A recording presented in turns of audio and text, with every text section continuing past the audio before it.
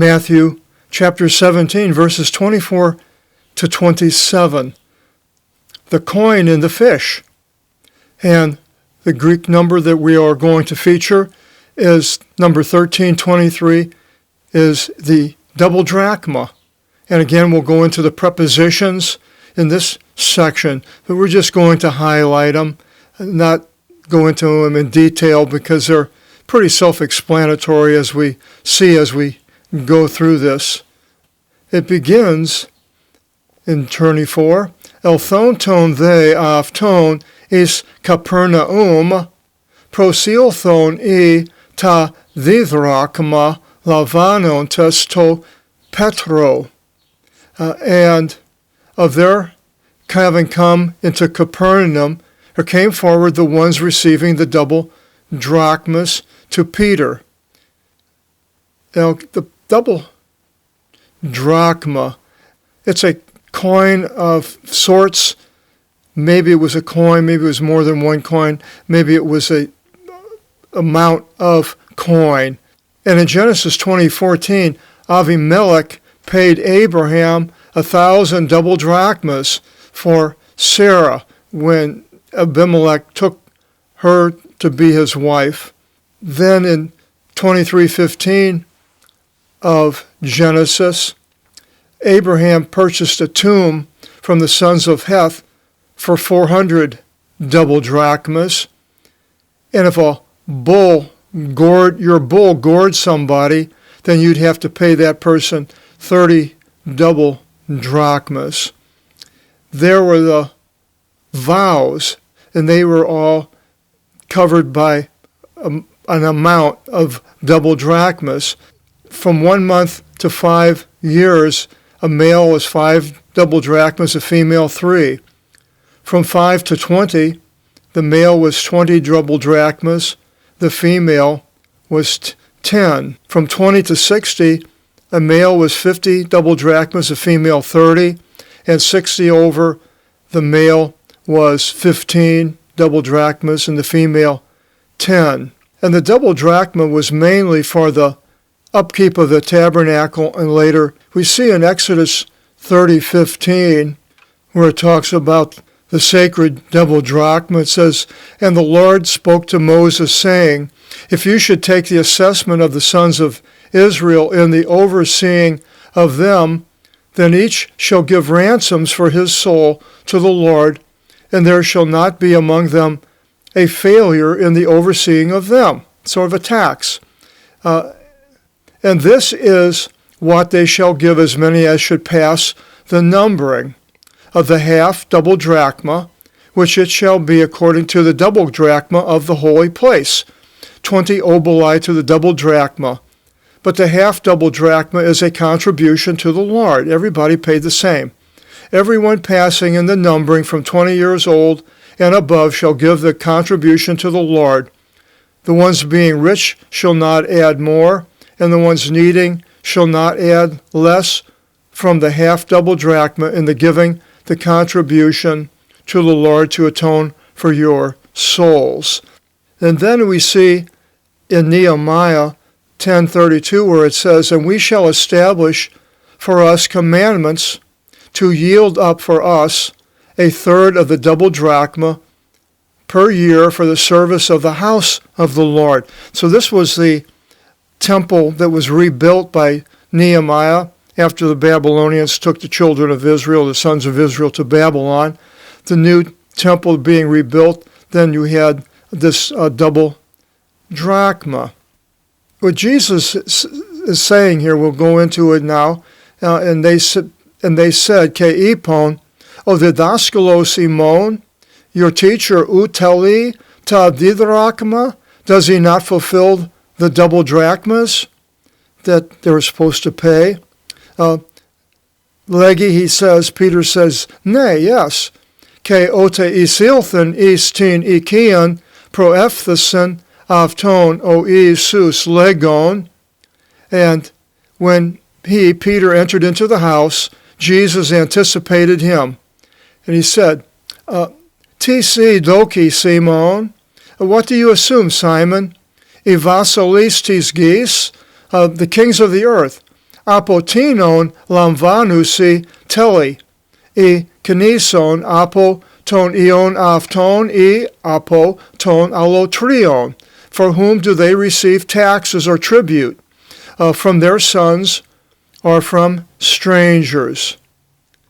In 17:26, legi afto Petros, Peter says to him, apo ton allotrion, from the strangers. Ife afto o Isus, Jesus said, arage, eleftheri isi. If so, indeed, the sons are free. Now, from what I can see here, this is sort of like what Jesus is saying. If there was a country that it had a tax on a citizen every year, $100, everybody had to pay $100. But then this country was overrun or conquered by another country, and the other country had an army and people. That army and those people that conquered this other country that had the tax, those people are not responsible to pay the $100 tax. Only the people of that country. So, to me, what Jesus is saying, that he is above the law of Israel, because he is God in the flesh coming to earth. And Israel is like the other country. And he's like the conqueror. Him and his soldiers don't have to pay that tax. But those people do. And then in Matthew 12:5, Jesus says, or did you not read in the law that in the Sabbaths the priests in the temple profane the Sabbath, and they are innocent? But I say to you, a greater than the temple is here. So now we see that Jesus is greater than the temple, and he's setting himself over the people and the law of this double drachma. He fulfilled the law, and he puts himself up above it. He didn't change the law. The law is still there today. The Jews could pay the double drachma, but Jesus is above it, and he fulfilled it as far as the necessary things for the Father to accept the forgiveness of sins and so forth. Now, whereas he says, and when he entered into the house, Jesus anticipated, to anticipate. In 2 Samuel 22:6, it says, cords of Hades encircled me, and the shackles of death anticipated me. They're waiting for a person. Death is waiting for a person. So Jesus was waiting for Peter, knew what was going on in his mind and what these people said.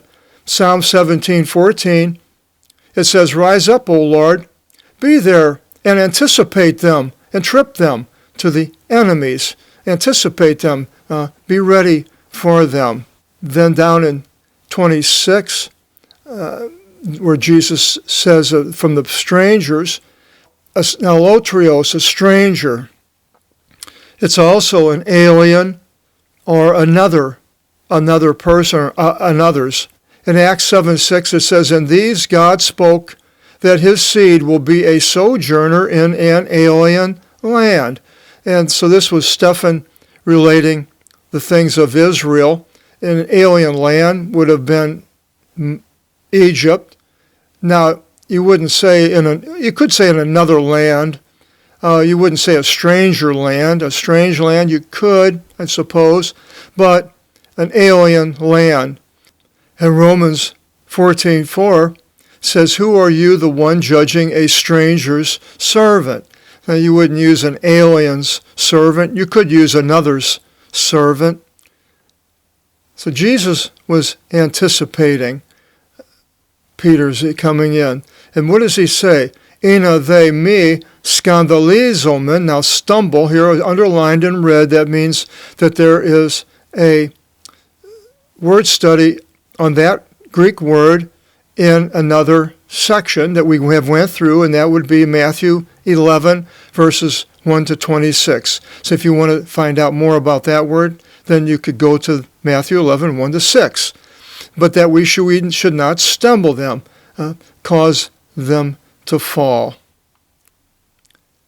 Poraphthes is tain, having gone to the thalason, vale ankistron, having gone to the sea, throw a hook into the sea. In the sea, he was in a boat. Maybe he's telling him to go in the boat, throw the hook. Keton anavenon ta proton ikthin aron, and the first fish ascending, take. Ke anixas tostoma aftu evrisis statir, and having opened its mouth, you will find a stater coin. Ekinon lavon thos aftis anti emu ke su, that having taken, give it to them for me and you, so they won't be stumbled, that Jesus is going to do what they ask, to pay the tax, even though he doesn't have to, but he tells Peter that, not to these people. So Peter then goes down and casts a hook, and the first fish he takes opens its mouth, and there's a coin in it. Now, how that coin got into that fish's mouth, you could probably make a movie out of it. They've made movies out of things like that in the Bible, called The Robe, that Jesus had, and the people that had the robe afterwards and the things that happened to them, and made a long movie back in the 50s.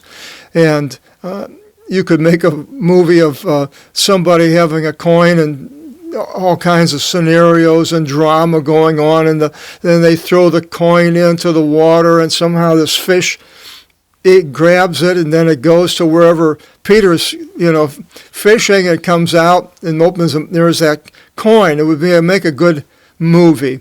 So basically, a stater is some type of a coin that's probably worth enough that it covered.